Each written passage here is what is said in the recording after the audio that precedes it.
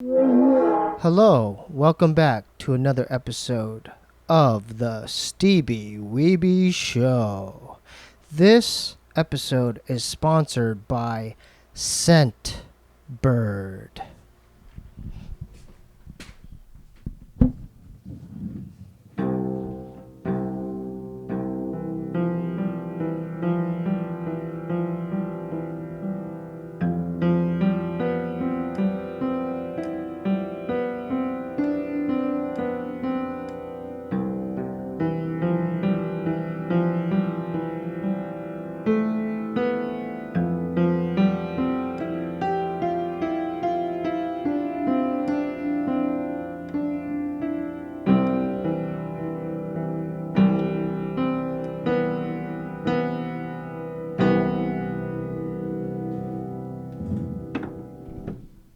We have a very special guest tonight.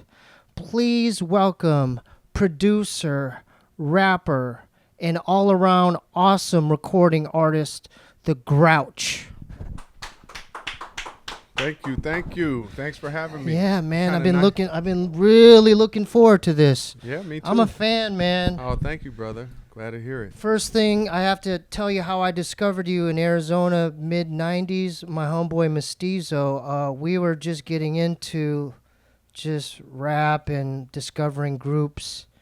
We had a cassette 4-track, and I was heavy into the hieroglyphics. Of course. Hiero oldies, souls, all that. And then I didn't know about you guys, and he basically introduced me. He's like, hey, listen to this tape. And I go, what's this? And I think it had you were definitely on there in Murs, and I think Melancholy Gypsies, or Right. a few of you guys. But then I'm like, who's this guy? And then you stood out, Murs stood out, Eli too, and a few others. But I'm like, and that's how I got introduced to you guys, through a random tape that my homie had going to California. Somehow he brought it back to Arizona. And I'm like, whoa. That's how it used to go down. Yeah. For sure. So I'm like, who are these guys? And then I want to, because you guys, you're from the Living Legends. It's legendary LA-based collective group. How did you guys start doing that, getting your music out like that? Well, I'm from Oakland, California, the Bay Area, and Mystic Journeyman, who is Sunspot, and Lucky I Am. They are also both from, well, actually, Lucky's from L.A., Sunspot's from Oakland as well. Yeah, I see him at CVS once in a while. Yep. Yeah, just around here. Right. Yeah, he lives in the neighborhood. So, I was doing my thing a little bit, not so much, just getting into it, and then I met up with the Mystic Journeymen, and they were already rolling. They were already an independent group that was hustling their tapes on the street, and they were, basically doing their 4-track recordings in their home, and instead of the norm, which was recording demo tapes to bring to a major label to try to get signed, they were like, fuck it, what we're making right here is our album. That's it. And we're going to sell this to the people hand to hand. That's so, just that whole concept is so dope to me, because you could cut out all that yes men crap. Yeah. It's and then you guys did your own album covers? Oh, we did all that, yeah. So, simultaneously what was going on and inspiring me is the crew that you mentioned, Hieroglyphics. I'm a huge fan. Right. So I was going to, school with some of those guys. You went to school with them? Yeah, I went to high school with Tajay.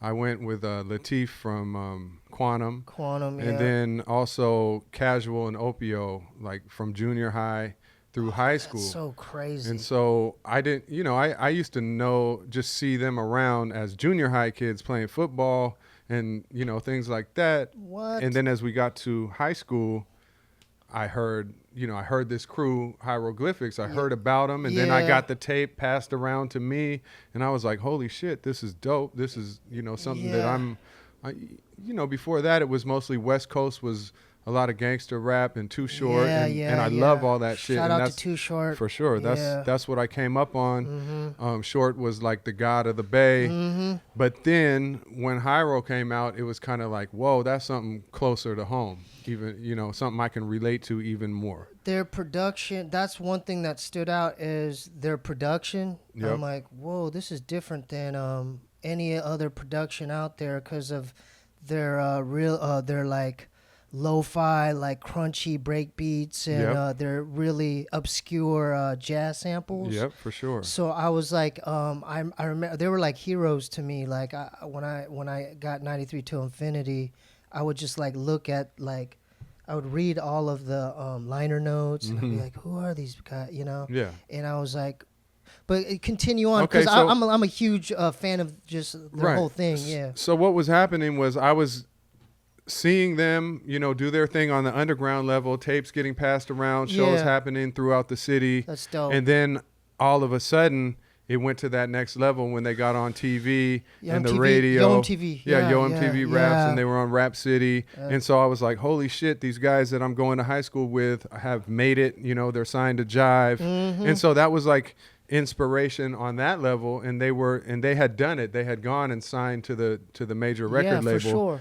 And I was trying to figure out, you know, what am I going to do with my music? It's not quite on that level yet. Met up with the Mystic Journeyman, and then they offered that alternate route, which was like, they were saying fuck the record labels at that point. Right. You know, fuck the industry. That's cool too. You know, let's just do our own thing. Exactly. And so that just resonated with me from the get-go. And I was like, I want to create, and then I want to release it immediately. You know, and I don't. To be honest, I don't feel like I had, you know, that polished demo tape to bring into a record label at that point anyway. Yeah. And so I was just like, fuck it, I'm rolling with these dudes, and they showed me the ropes. There was what really got me, you know, kick-started was they had some shows down in L.A., and we were all living in the Bay at that time. Didn't y'all live in a warehouse? Not yet. Not yet. But they had an apartment, and then I was actually living in, you know, my grandmother had passed, and I was living in her house not too far from where they were living. And I had this big, you know, huge house to myself, and I had this cool basement. And you got to live in there? Yeah, I got to live in there. Yeah. And so eventually I had a 4-bedroom house. Nobody was in there.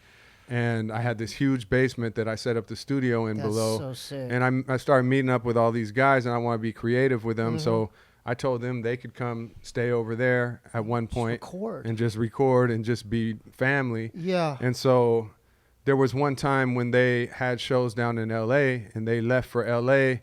They had this one 4-track. It was called a Tascam 424. And for anyone who doesn't know what that is, that's like you take a regular cassette tape, you put it in there, and then it divides up that cassette tape. It's like this. Yeah. But it's like this, but a tape version. Yeah, tape version. Yeah. You got 4 tracks. This is 8. Yeah. And so, and basically, that's very limiting. Like if you want to have a stereo beat, that takes up 2 tracks. So the break beat, or you loop the break.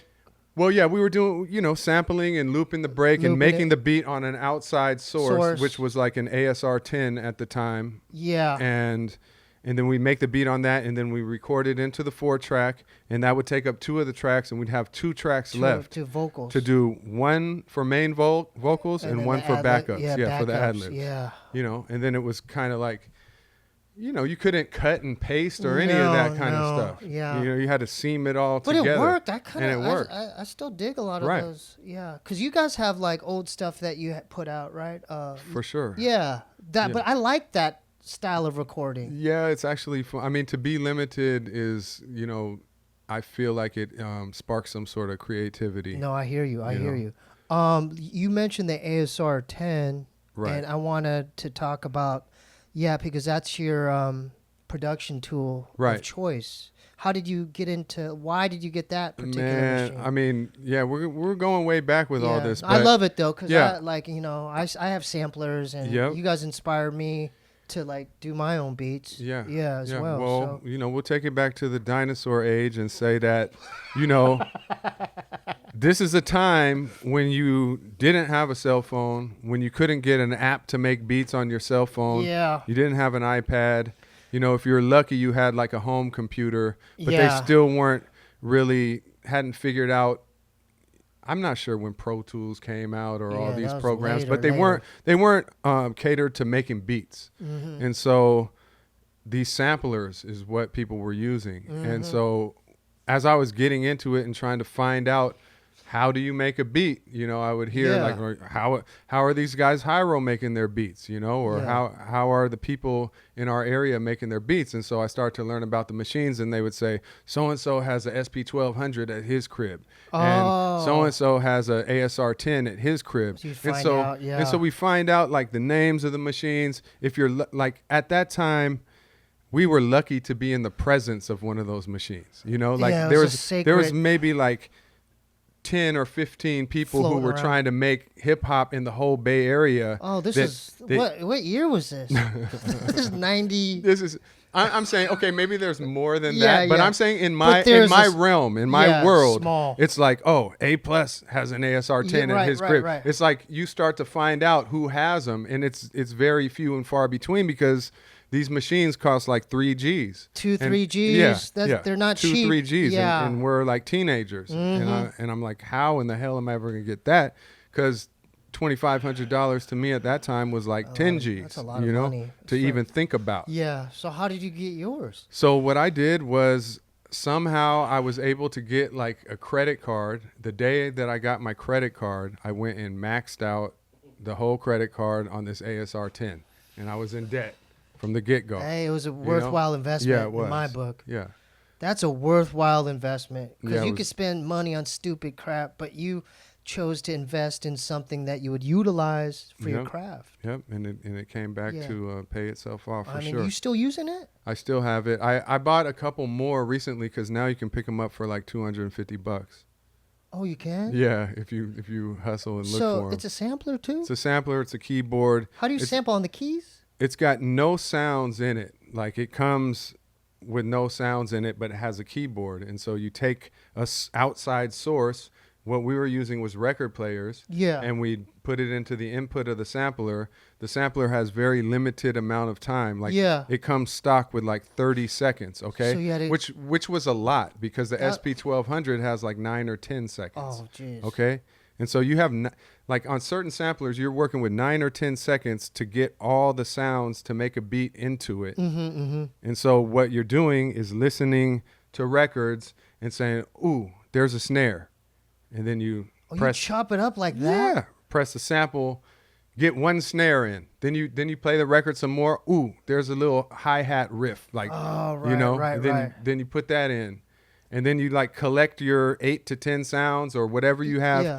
I mean, one of the tricks that we would do was spin the record faster, so that we could get more time onto a key and then slow it back down to save. To save, like, smart. You see what? Yeah, I see what you're saying. Yeah. Because I want to get into. Well, we gotta do the ad read. I love this type of talk. Right. This is exactly what I needed. I love this stuff. So this is we're gonna do just a word from our sponsor. Scentbird. Now a word from our sponsor, Scentbird. Scentbird is a luxury fragrance subscription service for perfumes and colognes. Scentbird has more than 600 designer brands for you to choose from each month. Not sure what type of scent you're looking for? Sort and find your new fragrance by brand, style, occasion, season, and more. With Scentbird, you can have a great taste and mix up your fragrance routine without breaking the bank. Whether it's Versace, Gucci, Dolce & Gabbana, Scentbird.com keeps you smelling good month after month after month. My personal favorites, I like, in no particular order, I like the Burberry. The Brit Rhythm smells fantastic. I like Clinique. I don't know if I'm saying that right, but Clinique Happy, I love. Dolce & Gabbana Intenso. Check that one out. You won't be disappointed. And Hugo Boss, Just Different. So check those out. Those are my favorite, but there are many, many, many, many, many, many, many, many more.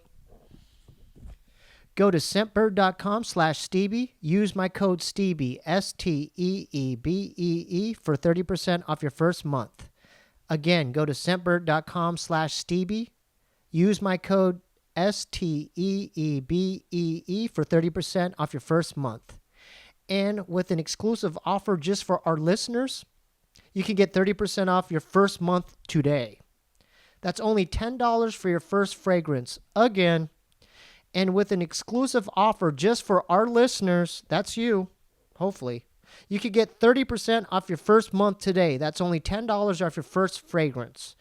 Again, I'm going to spell it out for you. That's SCENTBIRD.com/STEEBEE for you to try your first perfume or cologne for just $10. Let me just do that one last time and I'll let y'all go. Again, that's SCENTBIRD.com/STEEBEE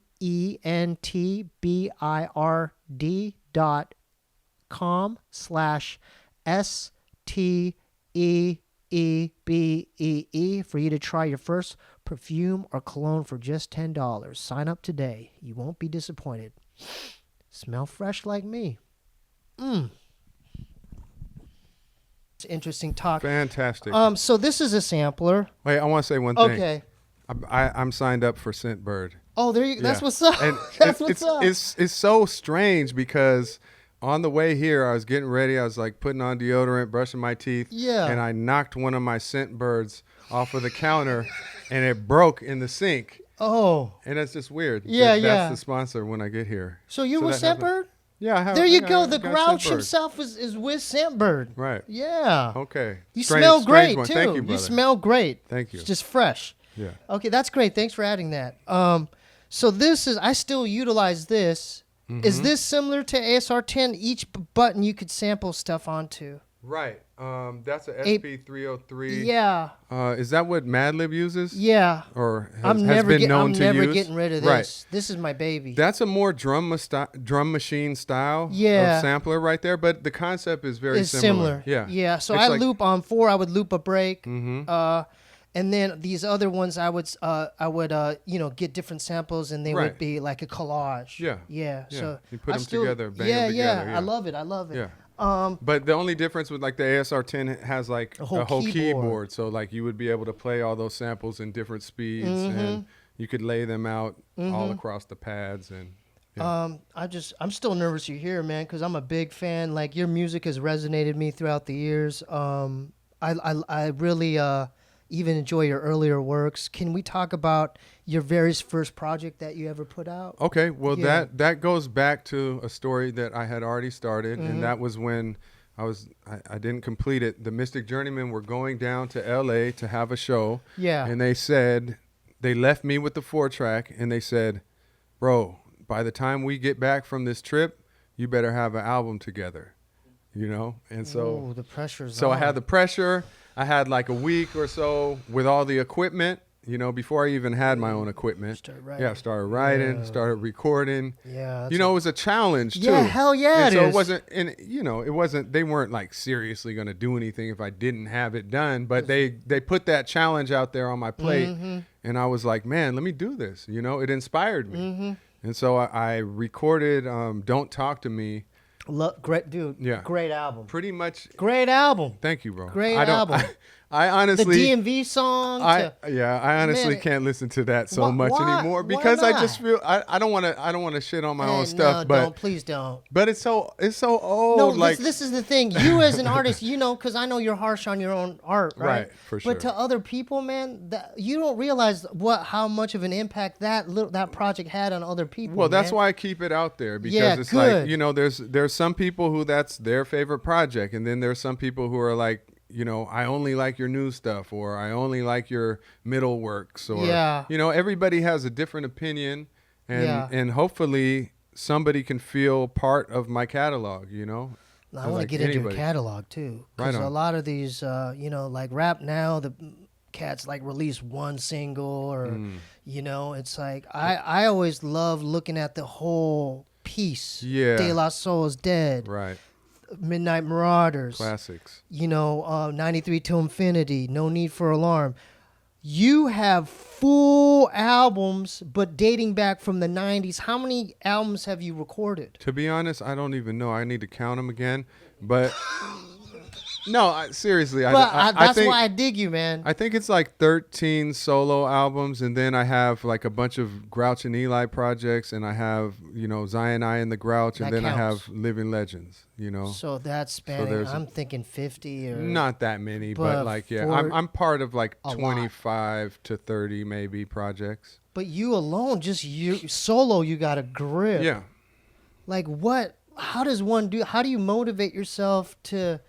That's a lot of work, man. That's crazy because some people, like Eli, probably has more than I do. Certain guys are, and Murs has got a lot too. He's got a lot. Yeah. But yeah, I don't know. We just always had, in the early days, we had a lot of stuff to say, to get off our chest. Yeah. The struggle was real. And we were just we were pushing and we were grinding, and we were motivated by each other. Like you did bring up, we also lived in a warehouse together at one point, and so that was just like a complete creative space. There was like different stations of studios set up within our warehouse space, and we'd wake up every day and we'd be around our best friends, and the sun would be shining, and we'd be like, man, let's bang out some music. Yeah. How do you live with all those other dudes? That was crazy, bro. Because I can't. I live alone. No. I can't even. We have were a roommate. young. Yeah, we had 11 guys in like a 2,000 square foot warehouse space. We had one bathroom. There wasn't even a door on the bathroom at one point. So why would you take a crap? It was not. So that's how you got your name, right? That's exactly how I got my name. Because I lived in that kind of space. Irritable. I was irritable. We butt heads a lot with people. And then one day Sunspot was just like, you're a fucking Grouch, And I was like, name, though. And I was like, all right, I'll take that. Because I'm looking for a rap name. Yeah. So. Did you ever get in like physical altercations with them? Oh, man. Funny you asked. Yeah, me and Murs. You guys fought? Yeah, me and Murs fought a couple times. Yeah. That's one of the, That's the only guy I physically fought. But that's you guys are like brothers. I mean, I look at it as brothers or something. Murs and I have been like historically known to butt heads within the group because we both are, we're both got opinionated. Yeah, we're both opinionated, and we have, strong feelings about things, and somewhat of leaders within the group. Both of us. And so, we had different ideas. About what, creatively or just like collectively, how you should, like tours or how you should put your music everything. out? What we should, when we should leave to go to the show or or sound check. Yeah, it's like I remember being on tour with Murs one time, and we're in a bus with 11, 12, even more guys, and Murs was like, I want to go see a movie. What? And we were like. Bro, we don't got enough time. We got to get to the next city. He's like, fuck that. I'm going to see a movie. And so he stepped off the bus, went to see a movie. Oh, but and so it wasn't good. And I don't want to make Mercer look like an asshole. No, because let's keep it positive. It's actually like funny. Yeah, like, it's funny now that we look you guys back are about to at tour. it. You guys are going on the Murs story. Yeah. I mean, the Grouch stole Murs. Oh yeah, we're going on the How the Grouch Stole Chris Murs tour. And that's starting up. That's starting soon. up, November 12th. I want to get to all the dates. Right. I want to plug that. Oh, man. I don't know them off my dome. We got to at least talk about that a lot. Yeah. I just, man, I have so, this could be a 5-hour interview. Man, let's talk about this. Yeah. This is Unlock the Box. That is. I love the artwork. Thank you. Who did the artwork? My boy Spencer Keaton Cunningham did the artwork for that. How many joints on here? I don't know. There's 12. Yeah, 12. And so how could people get a copy of this? They can get that off of therealgrouch.com and hopefully find it in like the record stores, maybe Amoeba. And then don't you got I see you're wearing a sweatshirt. Yeah, this is my daughter on my sweatshirt. And then I noticed that didn't y'all put out a music video? Yeah, we just put out a video. So what's up? Let's talk about that. We got a song called Unconditional that That's dope. Yeah, I recorded with my daughter. That's dope, man. Yep, that's real dope. We've done 2 songs so far. Yeah. I did another one with her on my DJ Fresh project that I released. I released 2 projects on the same day. That one and a Tonight Show with DJ Fresh last December. That's so sick. So you stay busy. Well, I mean, this is the start of some sort of comeback to being busier. Yeah, because I lived on an island for the last 10 years. Yeah, you lived in Maui. Yeah, I lived in Maui. Yeah. And that kind of slowed my roll a little bit. Yeah, my friend, off top. Well, this is on topic. My friend Brian Crawford. Yep, I know the guy. He's a photographer. Yeah, he's a dope photographer. Yeah, and that's my homie. And an awesome human being. Yeah, for sure. Yeah, and then I'm like, because we go camping together. Sick. Yeah. And like we've gone to Big Bear, and Yeah. then one day he goes, I'm in Hawaii. Yeah. I go, I'm staying with the Grouch. I go, Yeah. what? Yeah. He's like, we're about to get sushi tonight. Right I'm on. like, what? But that kind of tripped me out because I'm like, dude, I'm a fan of his. Yeah. And he goes, oh, well, I didn't know what to, he's doing his thing, but I just thought that was crazy that like you guys linked up somehow on the internet. Well, apparently he was a fan at some point too, and he started popping with his photography, and it was like great ideas and we're both images. sober as well. Oh, that's awesome. Yeah, so that's how we linked up. Oh, right on. But let's you know what's crazy about Rio, like, cause you had her on one of your album covers when she was a kid. Show You the World. Show You the World. Yeah, that was out in 2008, and so she was 2 years old at that time. It's weird. She's like rapping now. Yeah, that's crazy. It's crazy. Yeah. So she was like a baby on my shoulders on that cover. Yeah, and then now she's 13. She's writing bars and she wrote maybe 75% of her verses on the 2 songs that we did. That's crazy. I helped her with a little bit, a couple lines.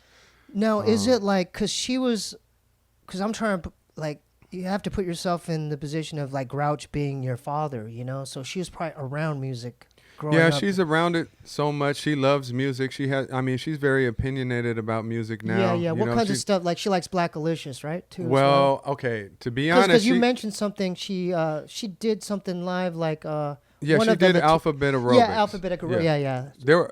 That's how I first noticed that she could rap. She could rap. Okay, yeah, because that's a complicated song. But it didn't come from her liking that song initially. So she was a Harry Potter fan, and which we all are. Right. And is his name Daniel Radcliffe, correct? Is that Harry Potter? Yeah, well, he knows. So Craig knows.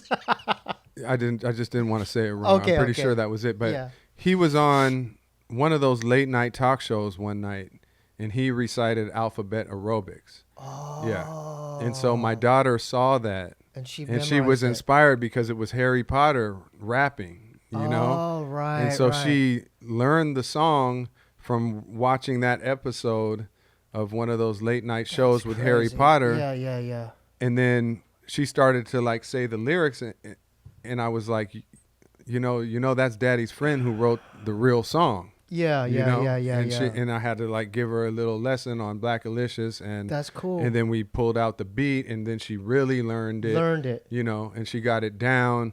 She started doing it like for her. She wanted to do it for like her school talent show when she was like, I don't know how old she was, maybe like 7 or 8. She pulled that off. Yeah, and she pulled that off. That's a hard, like, referencing that song, that's like a hard song to just, to even listen to and set aside learning. Yeah, because it starts with A, and it's basically a rap that goes through every letter of the alphabet, and as it goes to each letter, the beat gets faster and faster and faster. I just remember eons of energy, everything affected. That's the only part. Okay. That's the only part I remember. Eons of energy, I still don't know the whole thing, but if she was here, she could. She could recite it. That's so cool that that you guys are collabing like father-daughter type thing. I think that's awesome. So yeah, I saw her like just ability to like be able to spit the words. Yeah. And then I was like, hey, like come up and do it on the, I wanted to show her off because she was my daughter and she was young and she knew that. Yeah. And so I brought her on stage with me a couple times, and the reaction was just amazing. Yeah. And so to me, that's how, even before she was rapping, I would like to bring my daughter on stage. That's even before she was born, I brought my ex, her mother, on stage when she was pregnant. Yeah. And like, I just always wanted my family to be close and to be involved in some aspect. As it should be, Yeah. Yeah. But I'm not trying to push her to do that. Right, but if she wants to do that, you're there to support definitely and everything, and that's what I think all parents should. So, Just off topic, my father just passed last month. Condolences, bro. Thank you. He's here right here. He's his urn's right there. Right on. And I remember that one of your albums, I think it's Crusader for Justice. Mm-hmm. You had a thing like in homage to your father. Yeah, because my father passed around the time that I made that project, Crusader for Justice. Yeah. So I want to talk to you about that because I haven't recorded in a while, but ever since that has happened, I've had this urge to. I have a lot of these feelings and emotions and thoughts that I can't contain. Right. So let's talk about that, like how something like that could drive you creatively, because I think I'm going through that right now. Well, I've always been motivated creatively through good things and probably more stressful and yeah, I wouldn't say necessarily bad, but just challenging things. Yeah. You know, help me. Or they build something up inside of me that makes me want to release it in the form of music, of my creativity, my creative outlet, which is music. You know. Did you notice? I noticed with me does your writing change as well? Like when something like that happens. It makes me want to say something dope. Yeah, you know what I mean? Yeah, it makes me want to like that's my dad and he passed, so I want to make sure that whatever if I'm going to write something about him, I want to cover all the bases and make it real, you know. Thank you for saying that. Yeah, because I'm going through this right now. He just passed in August, and I'm like my friends, we play video games, and I made a decision because I could download the new downloadable content and play, but I made a decision the other day. I'm not playing anymore, at least for now, because I figured, because it made me think that as far as our time on this planet, like I don't have that much time, you know, like comparatively to like how long the longest living human will live. Right. And I just thought, I'm like, well, I would rather write and do another project, you know, in homage to my father. Like, I don't know if it's an EP or I don't know what it is. I'm just creating. But I'd rather do that than, I mean, video games is cool. I feel that. But I just made a decision. I told Craig, I told a few others, I'm not doing that right now. I want to do this. So, do you think that's like a normal thing? I think that's an awesome thing. Yeah, because it's time management as well. I mean, that helps. That's helpful. Yeah.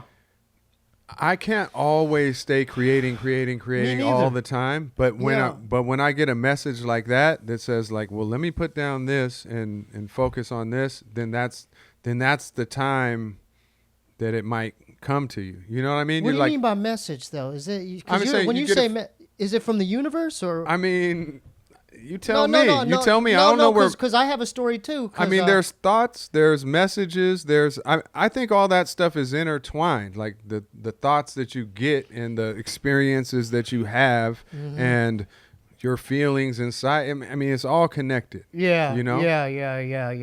You know what you're going through with your father puts you in a certain mind state. Yes. You're having certain kind of thoughts about it.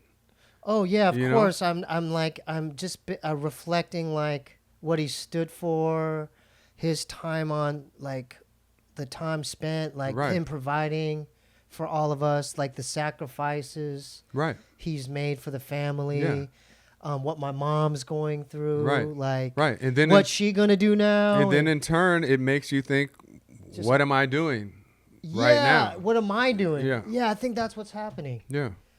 And so so like your experience is like kind of, you know, controlling your thoughts in a bit. You know what I mean? I like what's happening. And controlling isn't the right word, but it's like inspiring. Inspiring and influencing me. Yeah. But in turn, it's like I don't even know if I want to put it out per se. It's just for me. Right now, so that's okay. Where I'm at right now. Yeah. I don't know. This ain't for nobody else. Yeah, I mean, to be honest, that song that I made for my dad when he passed, it wasn't like, oh, I'm gonna do it. I need a 13th song on the album, so I'm gonna make it about this. I just made that song, You know what I mean? Like that was, that was going to happen regardless. Right, that was just coming out of me. Thanks for sharing that. Yeah. Yeah, just something you did. And then it's like, whoa, like this is real. It's heartfelt.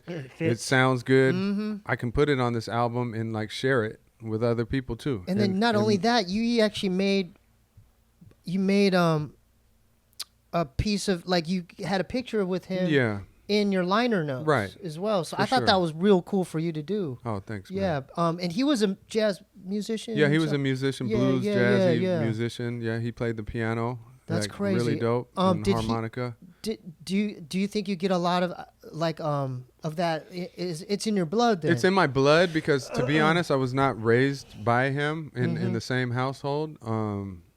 And so, I was inspired because I knew his story, and, you know, we connected here and there, but I wasn't really, you know, I wasn't around him playing music all the time. That's not how it got into me. So I always thought, like, wow, maybe it just came through blood or whatever. I don't know. Well, that's cool. Either way, I mean. Either way. As far as because your style is so much different than the other legends. Like, it's like really, I don't even know how to describe it. It's really mellow and like you're on beat, and it's just, you're not rushing through anything. You're like really concise with your flow. Like, how did you obtain your rhyme style? Like, did you always? I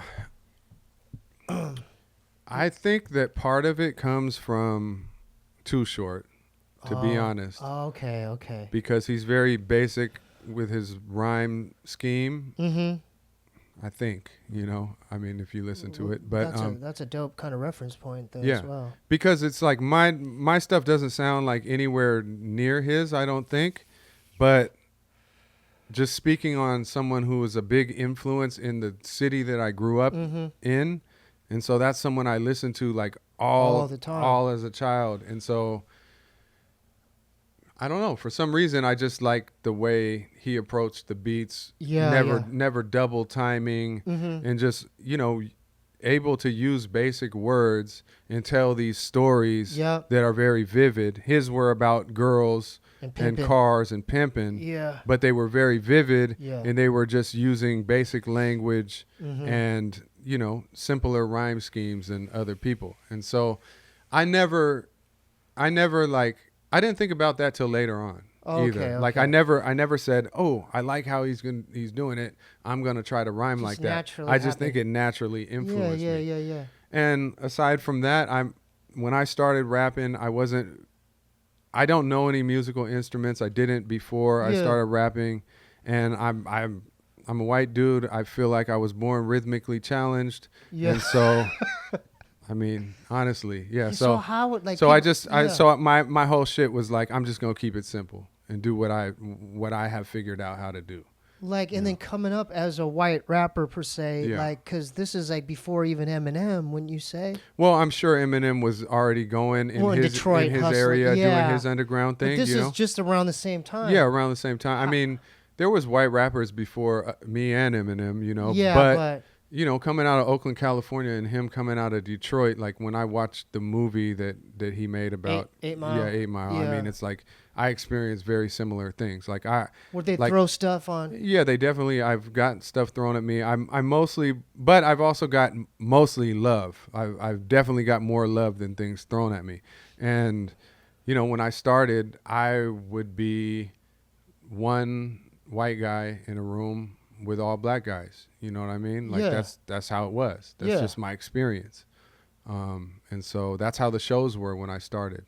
So how did, dude? It was probably harder to gain acceptance back then. I mean, right? it was harder, but it was also I used that to, you know, I just was like, man, this is me. I am who I am, and so, you know, are you guys down to fuck with me? Like, listen to me rap. You know, that's how I just came at it as like, this is I would like to do. What's going on, what's popping, what everybody else is doing here in Oakland, you know, trying to make music, and this is my offering, you know, and when I came real like that, then everybody showed me love. That's dope, man. I'm happy that happened. The only time I got something thrown at me was strictly based on,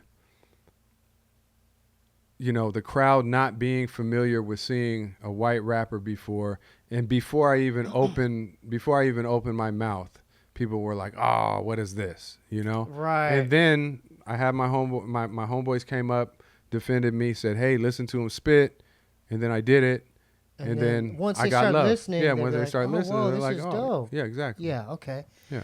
One thing that you guys are known for as well is like, because back then, like now there's like tours and cities you can hit, but you guys basically paved the way to create basically underground rap tours and. I mean, we're part of it because that was going on. You know, guys like Company Flow on the East Coast, they were doing stuff like that. I mean, there's so many other people that were involved in creating that lane. But yes, where I was, I was coming out of the Bay Area. We had Hobo Junction. Saphir, shout out to Saphir. Yeah, we had Quantum. Those guys. We had a lot of other, group named Cytoplasm that was doing a lot of stuff. The Earthlings. Yep, you know all the. You know your. Well, I saw the Earthlings. They did it was with you guys actually. You guys, you probably don't remember, but it was in Tempe, Arizona. It was Hieroglyphics, Supermarket, Earthlings, and you guys, and. Damn, I almost remember that show. Yeah. I don't think you remember, but I remember that show. Yeah. It was the dope show. Yeah. And I remember that they were they came on after Supermarket, and they it was another white guy, but he looked like a huskier, like what? He looked like a country dude or something. Like, what's this guy doing? And they came out to the Empire Strikes Back, like the Star Wars. Yeah. Theme. Yeah. Dun dun dun dun. And I'm like, what the hell is this? But they killed it. It was like Boak and Safari Raw. Yeah. Right. Yeah. The dude with the dreads. Yeah. Safari. Yeah, Safari Raw. Yeah. And I remember I ran up to the stage. I go, hey, you have any tapes? And then they gave me a sticker, and it was a pencil that was kind of intertwined and stuff. Yep. And I'm like, oh, and that's their product. Yeah. And I'm like, oh, I'm gonna put this on my notebook Yeah. But it always resonated with me. But going back to other groups like the Earthlings as well. Right. So I'm saying there was a movement at that time in the Bay, and there was one on the East Coast, and there was one Atmosphere was trying to make theirs go in Minneapolis. You know what I'm saying? So there was like certain spots where this underground hip hop was popping, and people were like trying to make pave the road for it. I remember going into the Amoeba record stores with our tapes and being like, hey, can you guys carry these tapes? And them being like, we've heard about you guys selling tapes on the streets. We don't have a category for those tapes because everything else is like all major label stuff. And so I remember when they created a category for us on the wall, like they gave us a space, and it was like underground hip hop, and it was like all the independent artists. Yeah. And our shit started popping, right? Yeah, of course. Like all that music was like people were into it. Yeah, yeah, of course. And so we did good business there. Yeah. And so I remember before it existed, and then after it existed, and then I remember when they finally said, fuck it, it's all the same. Let's just mix it in with the major label stuff too. Now you got your own.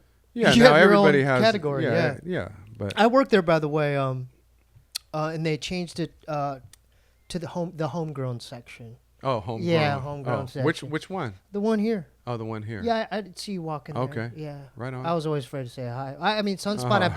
I bought a CD off Sunspot as well. Right on. Yeah. Can you just explain Amoeba for those who don't know? Well, Amoeba Records is an independent record store. I think it's based out of the Bay Area in Berkeley. Yeah, Berkeley and San Francisco. Yeah, and they've had one here for over a decade. Yeah, about 15 years. I worked there in the early 2000s.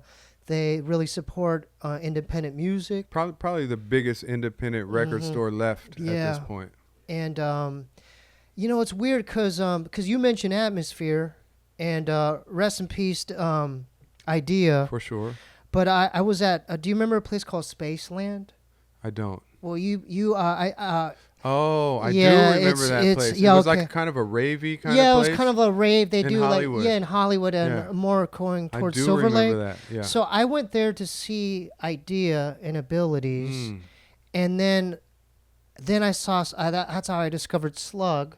that at the end of the show, you were there passing out flyers at the entrance of the venue. Yeah. And I thought that was so cool. I'm like, whoa, this guy. Yeah, we would hustle and grind at other people's shows. Sometimes it almost got us in trouble a little bit. Can you explain that? Like certain artists didn't like that so much.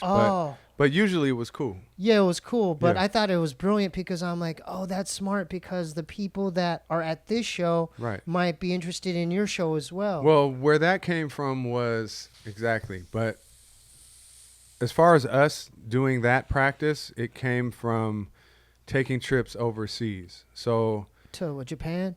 Yeah, we would do Japan trips, but the most notable time in my mind was when what we would do is stand on the street and sell our tapes, mostly in Berkeley by the UC campus, because there's a bunch of college students, and you know they were willing to spend $5 to see, to get a tape from someone that they could meet in person right there and like hear their music.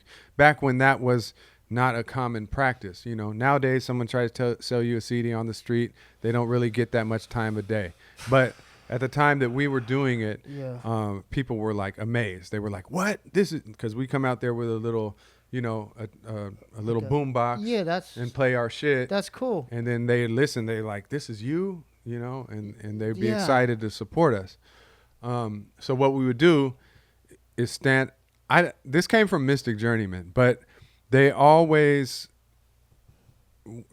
just wanted to travel internationally as teenagers. And so we would sell our tapes, and then we would go, at the end of the day, we go check at like the college travel agencies that were on the block, and we'd try to look for the best ticket to go wherever we wanted to go. Well, that's how you did it? And we'd be like, damn, it's $800. I only got $650. I got to go back out and grind some more tapes, right? And so we would sell our tapes until we got enough money to buy our tickets, and then we would fly to whatever country it was that we decided we wanted to go to. So we would land in London, you know, we'd land in Germany, we'd land in Japan, you know, all over Europe.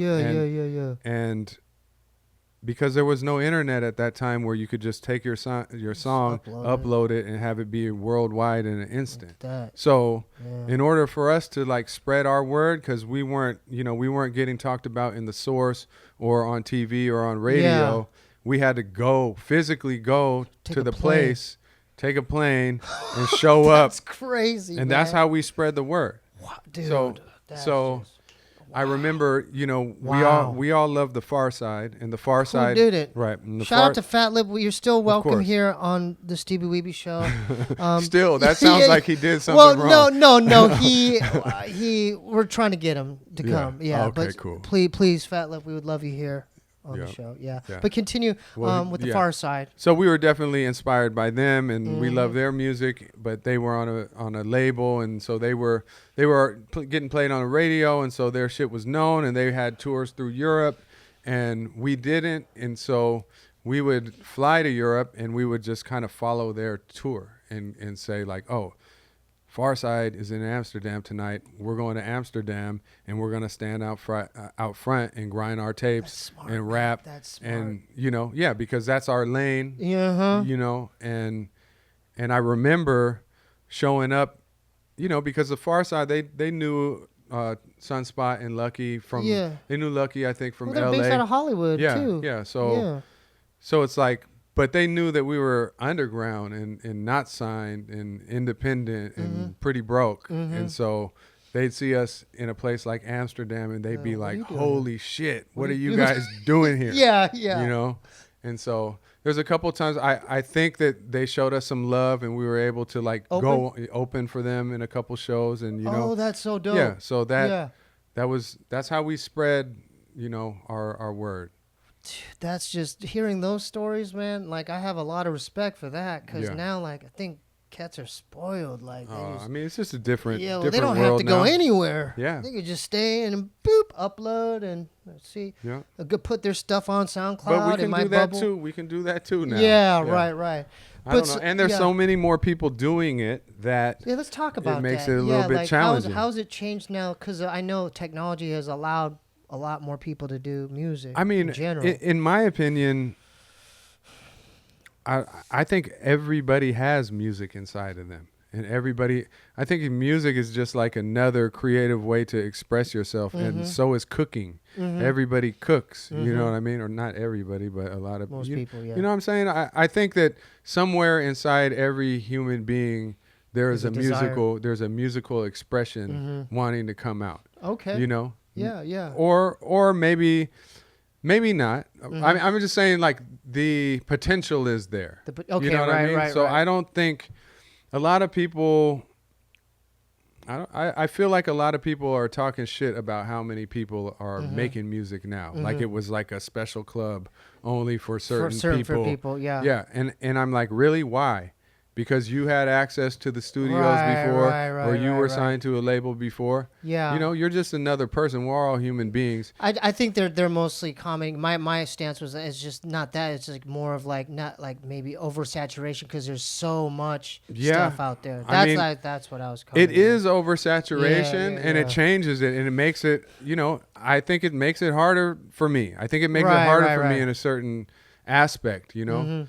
There's so much music out there. It's like you can't possibly listen to it all. Yeah. You know, I'm listening to albums way less than I would if it was 20 years ago because there was only like 150 different rappers at that point. You know what I mean? Back then. Yeah, back then. And now it's like you got thousands and thousands and thousands. Like, how are you going to listen to all that? So what's your stance on like how it's released nowadays? Like, because you have vinyl still, which is dope, but like So do you do both? You do like downloadable streaming? I do all that. You do everything. Yeah, except I don't want to press CDs anymore. You know? Oh, you don't? I don't want to do it anymore because, for one, they're not selling as hot, and for two, it's just creating more plastic to put in the world. I think that vinyl is cool because it's still like it's like a niche, and it's like there's vinyl purists who really love the vinyl and love to get a full size cover and treat it kind of like it's an art piece, you know? And so like small quantities of vinyl is what I'm making. And then mostly I would like to just shift it to digital. Yeah. You know? So is your stuff on just iTunes and yeah, it's on all that stuff. Do you have like a SoundCloud or Bandcamp? I don't keep those up to date, to be honest. I mostly let it just hit the iTunes, the what'd you call it? Spotify, yeah. And the other ones.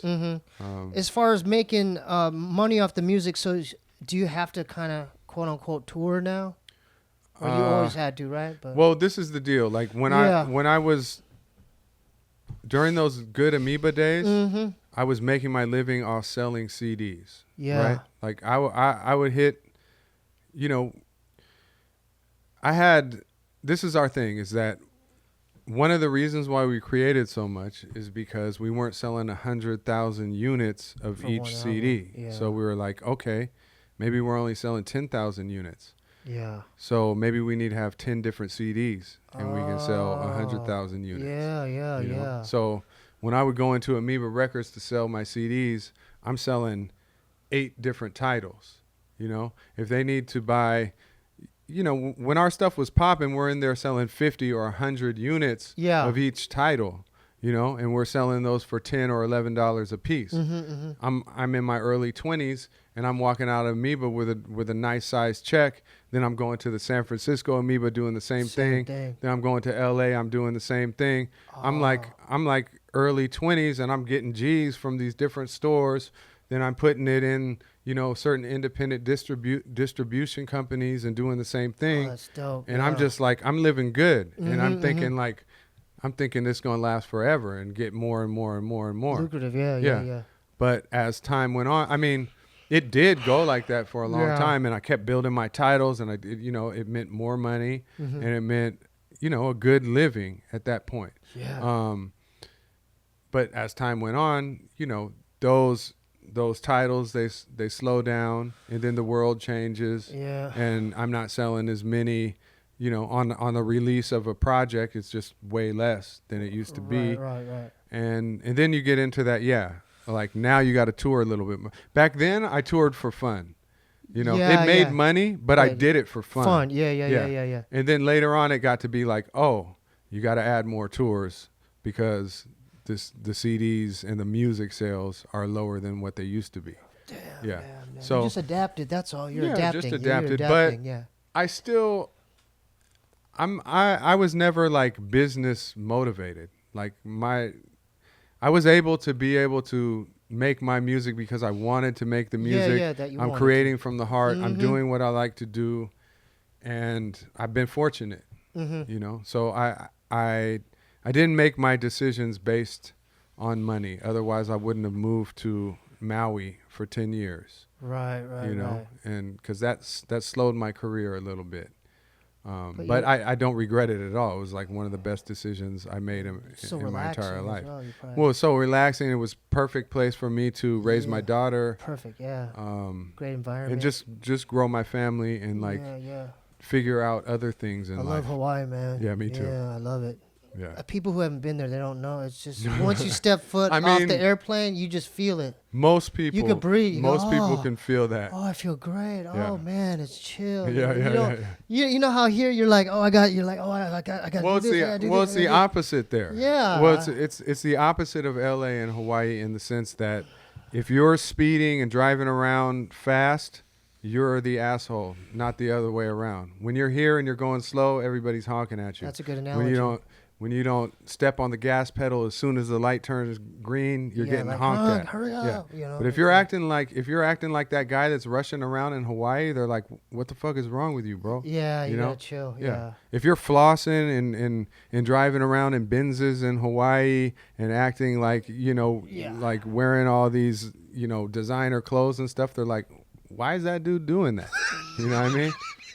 It's like it's the opposite. Yeah. Okay. I like that. Yeah. At least where I live. Yeah. I'm heading out there soon as well. Right. My mom, me, my brother, we're gonna take a family trip. Yeah. Out there. So we're getting to our last 10 minutes. I want to spend this time. I want to talk about your social media, your website, and then I want to talk about this tour with you and Murs coming up. Yeah. Well, a couple things going on with me and Murs. We have this tour. I've been doing the How the Grouch Stole Christmas tour for 12 years now. I love it. I love it. This is the 12th one. I think we skipped a year. We skipped a year last year. And I brought it back this year to say it's the last year that I'm going to do the How the Grouch Stole Christmas tour. I did Living Legends a couple years ago, and I've done Eli a lot. I've brought Brother Ali. I brought Evidence. I brought Zion I brought Fashion. I brought Los Racas. A lot of other soul. Artists. I brought a lot of artists over the years, and we had a great run and a great time.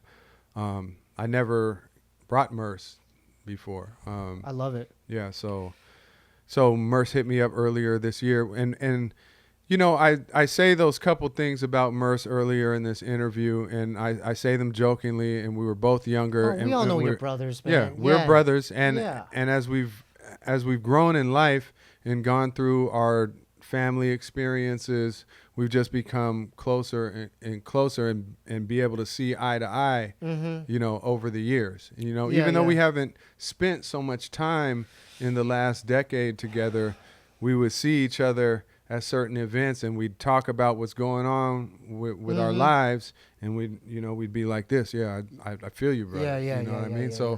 So over those years and experiences, we just started to get closer. And then when I landed here, I've been in LA for like a year, and so when I first got here, one of the first things I did was check in with him and be like, bro, I'm in LA now. You have a new kid. I want to come check him out. Oh, that's dope. I got my daughter with me. We want to come over. So we went over. Yeah. We hung out a little bit. And then, we kept in touch. And then, shortly after that, he was like, yo, I know that we've mentioned in the past that we might want to do a project together and do some touring together. What's up with How the Grouch Stole Christmas? I'm like, yep, let's run it. It's time. It's time. Yeah. And so what people don't know yet, I mean, they might know. This is going to get announced in the next couple of days. Is that we also have a full project together. Oh, can we? Yeah, this is let's talk about that because this ain't dropping until later. Yeah, right. Yeah. Right. So you guys are doing a project? Yeah. So we've announced the tour already, and people are excited about the tour just to see us together working with each other. And we haven't announced the project. We have a 10-song project under the group name These Hands. Oh, that's so dope. It's called These Hands. Yeah, it's called These Hands. Okay. So see these hands at How the Grouch Stole Christmas, right? So yeah, we were making a group of songs, and then we made this song that was about all the things that our hands do. Oh, that's dope. It's like a concept album. Yeah. And so, no, the whole album's not about that. But there was one song about that. Okay. There was one song about that. Yeah. And so, for some reason, that name just stuck. We didn't think of another one. And so, we were like, okay, we're These Hands. And, yeah, we have a 10. I like that. Yeah, thanks. It's catchy. Yeah. And yeah, we have a 10-song project. We got a song produced by Ant from Atmosphere. Yeah, he's dope. We got a couple from this guy Brady Watt who plays the bass. DJ Premier's homeboy, and I did a few on there. Eli did one. I always love your guys' production. Yeah, mostly me and Murs. I mean, to be honest, him and I hadn't recorded a lot of songs, just me and him. You know, we've done some legend songs, and even a lot of the legend songs were not on the same song sometimes, you know? Yeah. And so we had done a song on one of his early albums called Angels. And then we did one on my Show You the World album called The Bay to LA. And so those were our only 2 solo songs together until this point. And so we had a lot of good times making this album. You could record at your spot? Yeah, I record mostly at my house. Okay. There's a story that he tells on the album about how, you know, he just recently had a new baby, and before that, like a year and some change before that, he had another baby. So that's dope, so he has 2 young ones, like really, really close to this time period. So as we were making this album, he had to kind of like sneak away because his wife was pregnant, you know, and he only had certain windows of time that he could come. Yeah. And so he'd like drive over at like 9 or 10 to my spot, and I'm pretty much, you know, on daddy duty. My daughter would be asleep at that time. Yeah. I'd be able to work. And then, you know, he'd stay over there for a few hours, and then he'd drive home and get ready for his shift in the morning with his babies. Yeah. And somehow we got it done like that. But the crazy thing is that since him and I just hadn't been together so long, most of the time he'd come over, we'd just sit and talk and talk and talk and talk and talk. Yeah. And then we'd be like, damn, bro, that was like 2 hours. You only got an hour left, and we got to get some music done. But all that talking and building, like, made for a good setting for the music. You know what I mean? It just made the music flow. Like, him and I didn't butt heads at all on making the music. Of course. Now that the music's made and there's like artwork and marketing and stuff, then we're kind of like, no, I want to do this, or like, I don't like that part of the video. You know, we got our little things, but miraculously, like, making the music was almost like seamless. You know, where could these viewers and listeners grab a hold of, one, the tickets for the tour, and 2, the album? Well, the tickets for the tour, How the Grouch Stole Christmas, are going on. They're on sale now on therealgrouch.com, and the album will be for sale there at therealgrouch.com. It will also be available on, you know, all the streaming platforms. And the best place to get it is on tour. Like, we'll have it physically on tour. So, folks, show up, get a ticket to any of the tour destinations, buy a ticket and buy it in person. Yep. Go to the merch table and buy it directly from the Grouch or Murs's hands. Yep. Please. We always rock the merch table. So show up. Can they get hats and shirts? They can get hats, shirts. You know, vinyl we'll have. So make sure you show up and go to the shows, support the show destinations, and get the merch. Yep. Get the album, buy all that stuff. Yeah, you can check all the info on our Instagrams and the website. Yeah. Can we shout out your Instagram and your website again? The website is therealgrouch.com. Instagram is the Grouch, and Murs is Murs 316. I feel like, because it's hour flew by, but I feel like we could. Can we do a part 2 or 3? I mean, after you get. I mean, like in the future. Yeah, we'll see. Because Eli said he'd come back. He said he would come back? Yeah. Well, maybe I'll come He- back he with said Eli or something. Yeah, do a G&E Yeah, because there's episode. G&E going down too. Yeah, Yeah, can we do that? Yeah, And then I'll probably maybe- be back. I had a good time. I didn't Yeah. realize an hour had gone by. It flew by, but there's so many things because I know. I wanted to mention. I wanted to talk about certain songs. And I know, we the didn't get to meanings everything, And, yeah. man. I mean, All right. I think that was a good kind of that was a good start. That's but a for base. me, I'm gonna be like hitting myself later, like, why didn't you ask him that? Why didn't you ask him that? Okay. About this song, because a lot of your music resonated with me throughout the years, and it like really motivated me personally. Like, whoa, that's really dope, and Yeah. you know what I'm saying? Yeah. And it's crazy how music could do that, you know. Yeah. So. Yeah. So let me just Yeah, I'm not closed off to that idea. yeah. I mean, I think Eli would be because he already mentioned that he wanted to do like something like a beat like vlog or something where he could like demonstrate how to make a Sick. beat from scratch and all Sick. that. But you know, I'll reach out to him Cool. as well. You guys are going to be busy, Cool. but definitely support this. Buy anything that this man makes. Buy it. Right? What's the website again, Grouch? TheRealGrouch.com. realgrouch.com. Shout out to Scentbird again. Okay.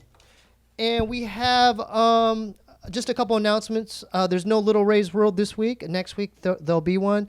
There's a Patreon attached to the show, patreon.com/Steebee Weebee. Our new patrons this week are Haley Samsel and Dalton REI. I have music on my Bandcamp. Shout out to Connor Delaney and Eric Salgado buying a few of those albums. If you want to check out some music, go to SteebieWeebieBandcamp.com.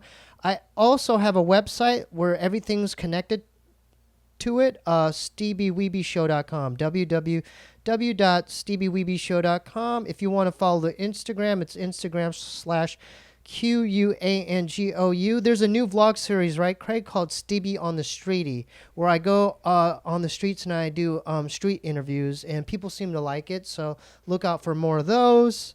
Shout out to the homies Necro Electric Podcast, Lasco Projects Podcast, and WFE's podcast. Am I missing something?